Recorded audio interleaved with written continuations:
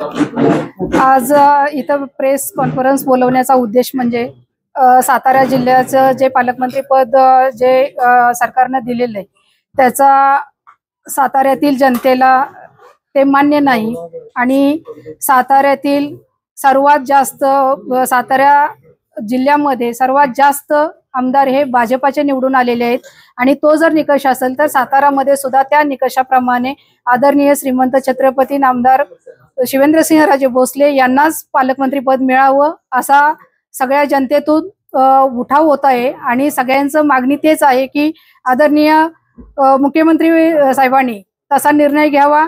जसं आता जे आम्हाला माहिती पडतंय किंवा न्यूजद्वारे जे कळतंय की रायगड आणि नाशिकचे पालकमंत्रीच्या पदाला स्थगिती मिळाली आणि तशा पद्धतीनं इथं साताऱ्याच्या सुद्धा दिलेल्या जे काही पद आहे त्या पदाला स्थगिती देऊन आदरणीय शिवेंद्रसिंहराजे भोसले साहेबांना इथे सातारा जिल्ह्याचं पालकमंत्री पद द्यावं, सन्मानानं द्यावं आणि साताऱ्याच्या राजधानीचा सन्मान सरकारने राखावा अशी आमची रास्त भूमिका ही मांडण्यासाठी आम्ही इथं आहोत। शाहू फुले आंबेडकर यशवंत विचारांचा हा सातारा जिल्हा आहे आणि या सातारा जिल्ह्याला खूप ऐतिहासिक वारसा लाभलेला आहे। याच्या सातारा जिल्ह्याचे अनेक पालकमंत्री होऊन गेलेले आहेत। जसे की मी बघितलेले जे पालकमंत्री आहेत त्याच्यामध्ये कैलासवासी भाऊसाहेब महाराज साहेब आहेत, त्याचबरोबर विलास काका पाटील उंडाळकर साहेब आहेत, त्याचबरोबर दिलीप वळसे पाटील त्यांनाही मी बघितले पालकमंत्री असताना, अजितदादांनाही बघितलेलं आहे। त्यांच्या कामाचा जो ठसा वेगळ्या पद्धतीचा होता, ते कधीही साताऱ्याच्या जिल्ह्यावर तालुक्यावरती कधीही दबाव तंत्र वापरून त्यांनी पालकमंत्री पदाचा गैरवापर त्यांनी कधी केलेला नाही। तर अशा पद्धतीनं सातारा जिल्ह्याचा पालकमंत्री तशा पद्धतीचाच त्या विचारांचा वारसा घेऊन असलेला व्हावा अशी आमची रास्त भूमिका आहे। त्याच्यामध्ये आदरणीय शिवेंद्रसिंहराजे भोसलेंनाच साताऱ्याचे पालकमंत्री पद मिळावं, अन्यथा येणाऱ्या होऊ घातलेल्या ज्या स्थानिक स्वराज्य संस्था आहेत त्याच्यामध्ये सुद्धा आम्ही कार्यकर्ते बाबांचे कमळ हातात घ्यायला सुद्धा आम्ही घेणार नाही, आमचा नकार असेल अशी भूमिका आम्ही नेत्यांच्याकडे आम्ही मांडणार आहे। कारण का तर हा एक प्रकारे तसा पालकमंत्री पदाच्या संदर्भात अन्यायच होतोय, ह्याचा कुठंतरी वाचा फोडावी म्हणून ज्यांनी आम्ही हा निर्णय घेतलेला आहे। उद्या आम्हाला उपोषणाचा मार्ग अवलंबावा लागू नाही, त्याच्या अगोदरच भाजपाने पक्षांनी पण आणि आदरणीय देवाभाऊनी पण याचा आमच्या सातारा वासियांचा, साताऱ्यातल्या कार्यकर्त्यांचा आणि जनतेचा भावनांचा आदर राखून शनी आदरणीय शिवेंद्रसिंहराजे भोसलेंनाच साताऱ्याचं पालकमंत्री पद द्यावं अशी आमची भूमिका आहे आणि ह्या भूमिकेशी आम्ही ठाम आहोत। आता शंभूराज देसाई पालकमंत्री गेल्या 2.5 वर्षांमध्ये त्यांचे जे पालकमंत्रीचा कार्यकाळ आहे त्या कार्यकाळात तुम्हाला वाटत नाही का त्यांनी चांगले काम वगैरे केले? त्यांना हे पुढच्या 5 वर्ष माझं कोणी काम केलंय आणि कोणी नाही केलं ह्याचा अवलोकन मला करायचं नाही। त्यांनी केलंय त्यात तुम्ही सॅटिस्फाय नाही त्याच्यामुळे, पण मी एवढं सांगू शकते, मी आमच्या नेत्यांच्या बद्दल एवढं सांगू शकते की छत्रपती शिवेंद्रसिंहराजे भोसलेंना जर पालकमंत्री पद दिलं तर साताऱ्याचा सर्वांगीण विकास, सर्वांगीण चौफेर विकास अगदी जलद गतीनं होऊ शकतो एवढा आम्हाला आत्मविश्वास आहे आणि सर्व जनतेलाच आत्मविश्वास आहे। त्यामुळं शंभूराज देसाईंच्या कार्यपद्धतीवर थोडक्यात तुमचा विश्वास नाही असं मी सांगितलं काय की आमच्या नेत्यांवरती आमचा विश्वास आहे, कोणाच्या कार्यपद्धतीवरती आम्हाला त्याच्याबद्दल बोलायची गरज नाही।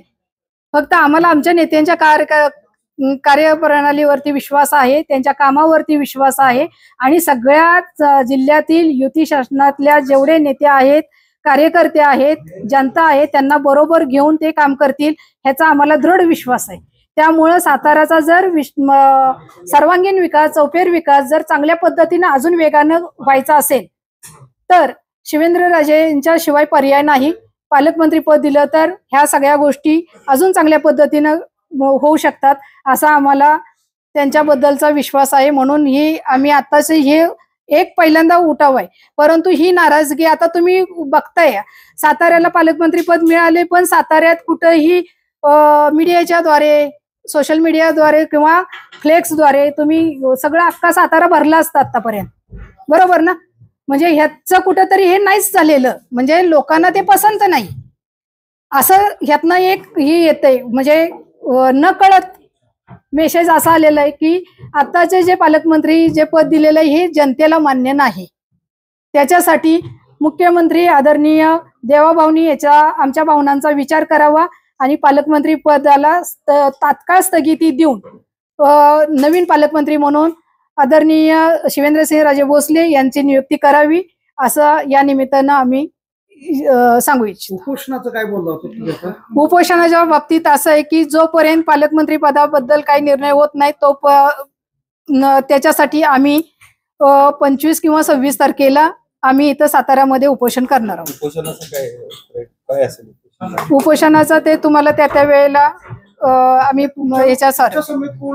आमच्या समेत सातारा जिल्ह्यातील कार्यकर्ते तसेच सातारा तालुक्यातले कार्यकर्ते आणि बाबांच्या वरती निष्ठेनं राहणारे सगळे कार्यकर्ते बरोबर असणार आहेत.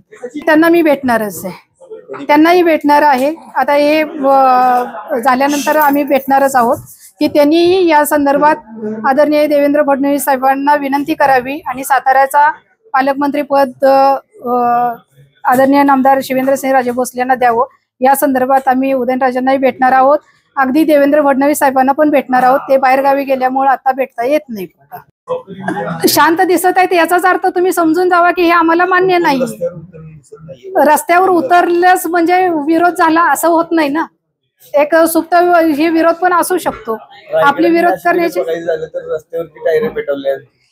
आपली संस्कृती आपण ज्या जिल्ह्यात राहतो ती संस्कृती वेगळी आहे जरा. आपला हा शाहू फुले आंबेडकर यशवंत विचारांचा सातारा जिल्हा आहे. त्यामुळे टायर पेटवली, गाड्या पेटवल्या, जनसामान्यांना नुकसान पोहोचवलं म्हणजे आपला विरोध होतोय असं माझ्या मते तर असं नाहीये. त्याला वेगळे पर्याय पण आहेत. आपला विरोध कशा पद्धतीने पोचवायचा त्याला वेगळे पर्याय पण आहेत. असं म्हणतात मॅडम की विधानसभा निवडणुकीला तुम्ही आघाडी धर्म पाळला नव्हता आणि त्यामुळं त्याच्यावर पांघरून घालण्यासाठी तुम्ही ही मागणी करताय असं पण लोकांचा आरोप आहे. आता या संदर्भात मी तुम्हाला सांगते, वैयक्तिक काहीतरी असू शकतं. ह्या मताशी तुम्ही ठामात का? तुम्हाला आणखीन सविस्तर सांगू. ज्या वेळेला मी सातारामध्ये बीजेपीचं काम केलेलं आहे, शिवेंद्रराजेंचं काम केलेलं आहे, बीजेपीचं मी काम केलेलं आहे, पक्षाचं काम केलेलं आहे. इतर ठिकाणी जी तुम्ही कोरेगावचं जर बोलत असाल तर वैयक्तिक काय गोष्टी असू शकतात त्या तुम्हाला मी अगदी कोरेगावची ज्या वेळेला प्रेस घेईन त्यावेळेला समोर का आणेन.